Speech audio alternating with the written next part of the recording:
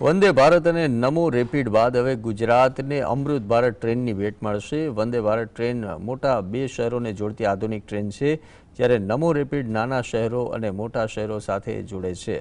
અમૃત Bharat train એક જ વર્ગને ધ્યાનમાં રાખીને ચલાવવામાં આવશે અને સામાન્ય ટ્રેનની જેમ જરૂરી તમામ સુવિધાઓ ઉપલબ્ધ કરાવાશે।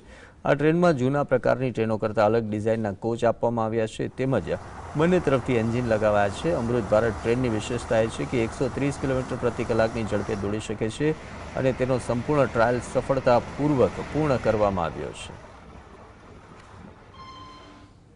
अमृत भारत जो है वो हमारे एक क्लास का पैसेंजर जो कि लॉन्ग डिस्टेंस में चलता था और उसके लिए जो आधा कोच जो होता है, आधा ट्रेनें होती है, जैसे 12 कोच का ट्रेन 24 कोच का ट्रेन है, तो 12 कोच जो है वो स्लीपर होता है और 12 कोच जनरल होता है और सब कंबाइन होता है।